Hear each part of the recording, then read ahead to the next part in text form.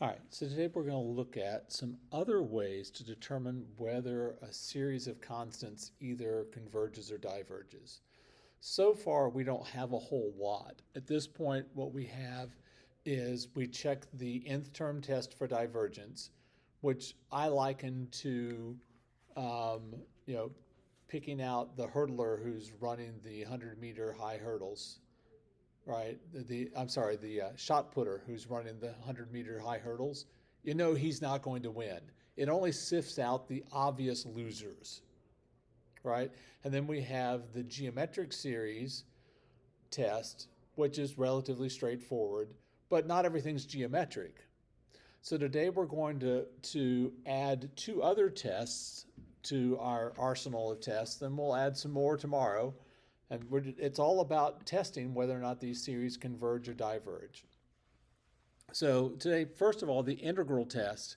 And although we're going to use the integral test to develop some things, in terms of your list of tests that you're going to be using, for me at least, it's kind of a last resort. I look for everything else first. Okay.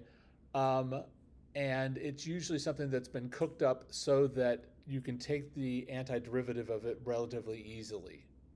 Okay, so you can kind of look for that as well. So the idea is this: if you have a function f that's positive, continuous, and decreasing, it has to be all three of those things. And that's something that you should actually, if you're doing a free response question, you should write out that, this function is positive, continuous, and decreasing for n greater than or equal to 1, and a of n is equal to f of n. So the function f is continuous. A, remember, is a sequence. It's not going to be continuous. It's, a lot of independent points. Then what happens is that either the summation is n goes from 1 to infinity of a sub n, and the integral from 1 to infinity of f of x dx, they either both converge or they both diverge. One of the two. The thing that I can't stress enough is that they never converge to the same value, ever, ever, ever. They never converge to the same value. And here's what's going on. So, graphically, we've got this function f that is positive, continuous, and decreasing. So it's got to kind of look like this, right? The integral from 1 to infinity would be the area underneath this curve, right? The summation is going to be a left-hand Riemann sum.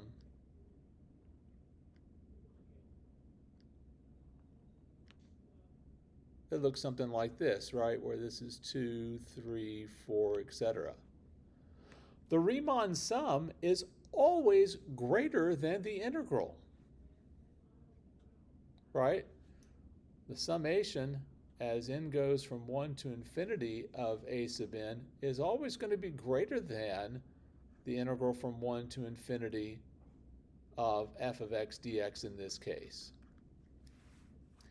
So you may be wondering, well, if it's always greater than, why do these two behave the same way? Well, it's actually pretty easy. If this integral converges to a particular value, then what we could do is take this just very first term out, shift everything to the left one, and all those rectangles would be under the curve, right?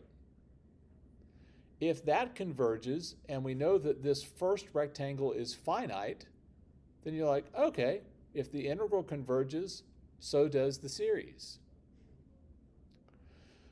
On the other hand, if the integral diverges, well, the series is bigger than that. So it's got to diverge also. Okay, that's the whole idea behind this.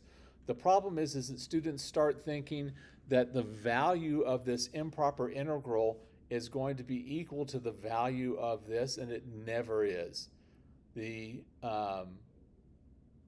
series always has a greater value than the integral. How much greater, we typically don't have any idea. All right, so we can use that on problems like these. Determine the convergence or divergence of each of these series. So remember, the first thing you always want to check is, does this get past the nth term test? And I usually don't take the time to write it out, but I will here. The limit as n goes to infinity of 1 over n squared plus 1 is equal to 0, which doesn't tell me that this converges or diverges. It tells me to keep going.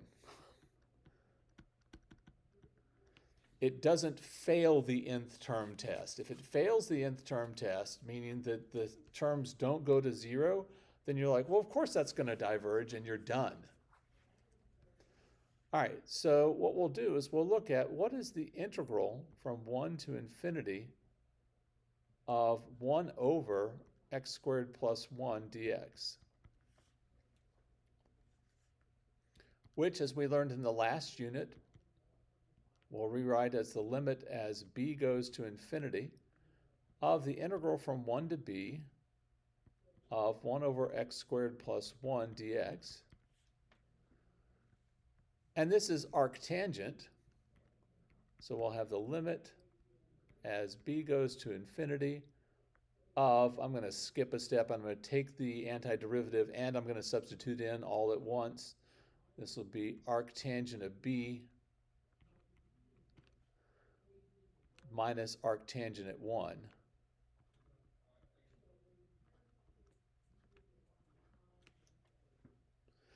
As b goes to infinity, arctangent of b goes to pi over 2.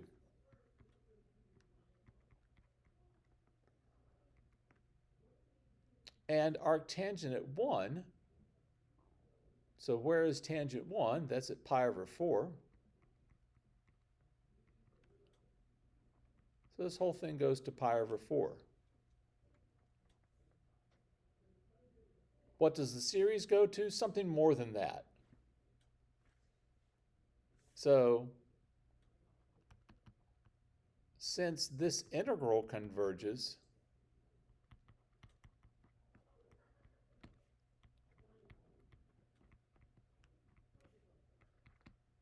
the series also converges.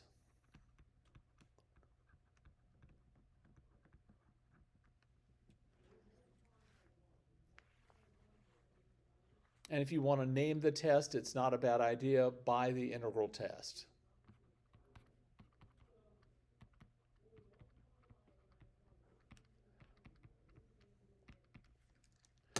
The one thing I didn't do on this, that if this was an AP question, before I started doing this, I would have said 1 over x squared plus 1 is positive, decreasing, and continuous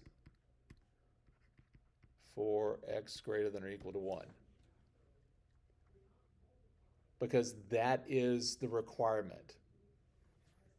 All right, so for this one, let's take a look at this. Again, we'll quickly look at the nth term test. The limit as n goes to infinity of 1 over n goes to 0. Again, that just tells you keep going.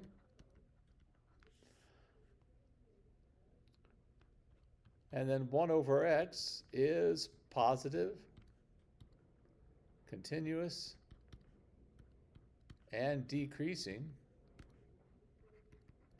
for x greater than or equal to 1.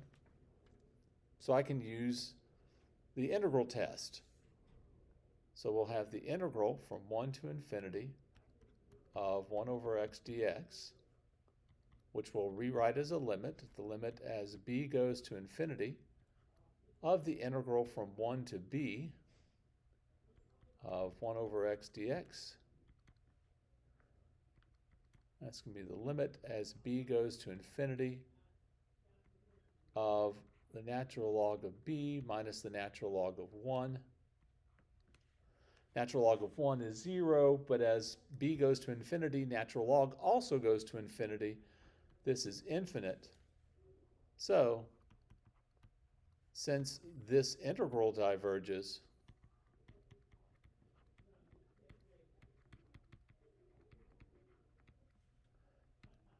the series also diverges.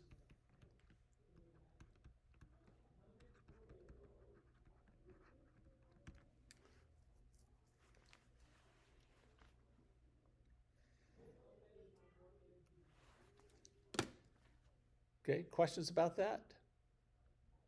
So this only works if it's something that you can take the antiderivative of fairly easily.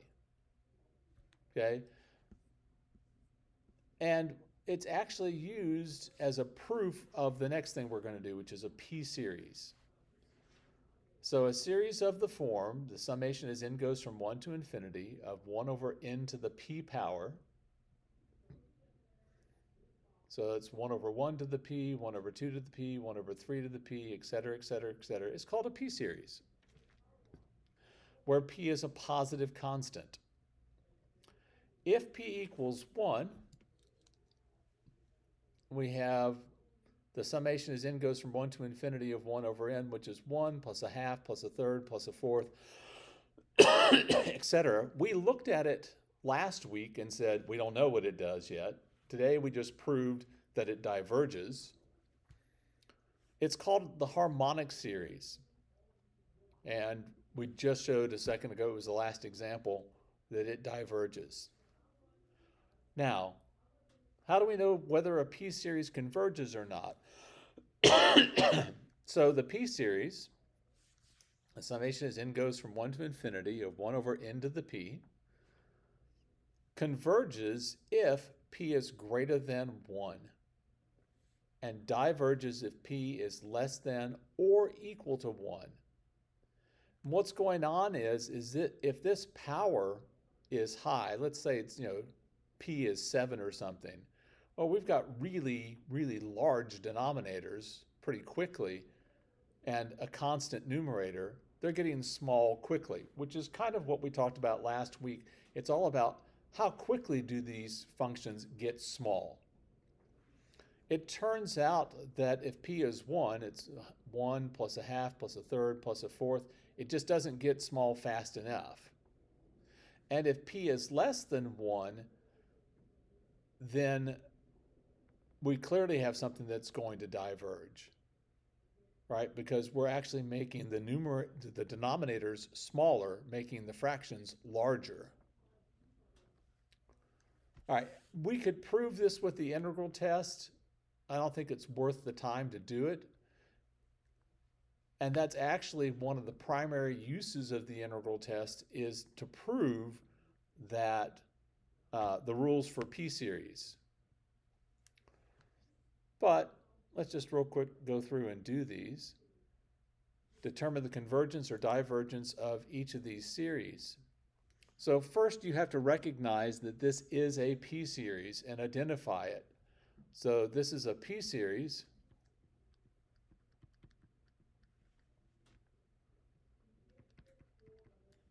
with p equal to 3/2, which is greater than 1. Therefore, the series converges.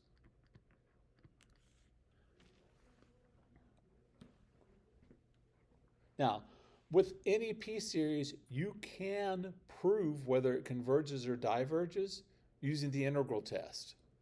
So if you ever get really confuzzled and you're like, okay, wait a minute, if it's greater than and you can't reason it out, you can do it by doing the integral test. It just takes a little bit longer.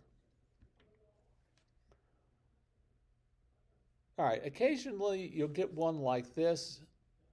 The book that we're using particularly likes these. The author likes to make you have to think about things a little bit differently. It's not a bad thing. So first of all, we need to recognize this as some sort of a series. This is going to be the summation. As n goes from 1 to infinity, Notice that, for example, 1 over the cube root of 4 is 1 over the cube root of 2 squared. So that's 1 over 2 to the 2/3 power. And then the same is true for each of these. That's 3 to the 2/3, 4 to the 2/3, etc., etc. So this is 1 over n to the 2/3 power. So first you have to recognize it as being a p-series. So this is a p-series with p equal to 2/3, which is less than or equal to 1. If you leave off the equal to, it's not a big deal. Okay? I usually put it because that's what the rule actually says, but if you leave it off, it's like, okay, well, it's a true statement. 2/3 is less than 1, and therefore this series diverges.